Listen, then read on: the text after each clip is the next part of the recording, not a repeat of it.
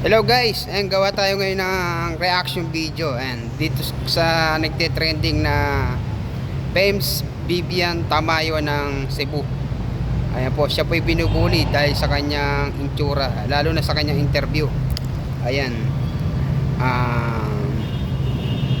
Ako bilang pulis, siyempre ayoko na binubuli yung kapwa ko pulis, lalo na kababaihan to. Ayan. At meron naman tayong batas.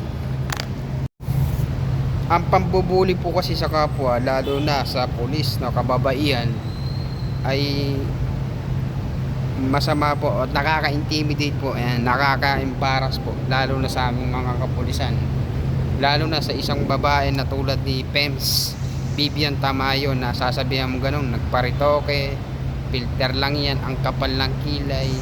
Ayan, marami nag-comment, puro negative. Ayan po yung nakapaloob sa Anti-Bullying Act o Republic Act 10627. Kaya kung tayo ganyan na binubuli, syempre ganito rin mapipil natin na malulungkot, parang may stress ka kasi nga po yan, masakit din po sa part po niyan, emotionally, physically, hindi po makakapag trabaho ng maayos yan. Kung makapagtrabaho man, syempre iniisip pa rin po niya, o kaya mahiya siyang lumabas, makisalamuha. Pero dahil nga po pulis tayo at public servant, siguro dito ginagawa na lang niya yung parang di niya na lang pinapansin, pero deep inside masakit po sa kanya yan. Kaya kung ano man yung mapansin nyo negative sa ibang tao, huwag nyo na pong i-cite sa social media or sabihin sa kanya, kasi po lalo pong may embarrass o humiliate yung tao. Kaya kay Ma'am Vivian, saludo po ako na shoutout kay Ma'am Pems Vivian Tamayo na tinatatagan ng loob, despite na puro bully ang inabot niya sa kanyang interview. Saludo ako sa inyo, ma'am.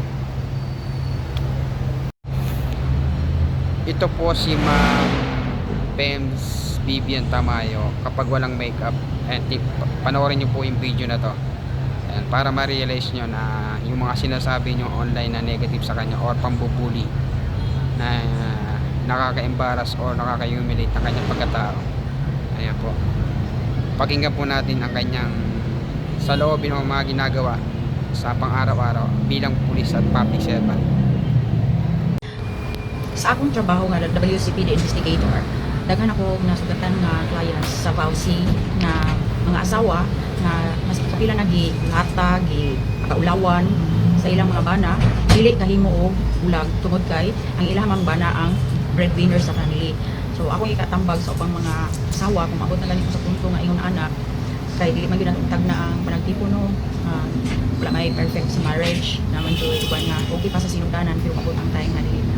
So dapat naamoy ikaw galing yung income, online business ba mo or magtanong-tanong ba mo sa inyong backyard nga dili ra mo magsalig og income sa inyong bana. In that case, kung mabot ang point nga need na mo gawas sa sitwasyon or sa inyong relasyon, dili mo managana kay naaman mo inyong kaugaling yung income. Ana lang. Another day, another POV.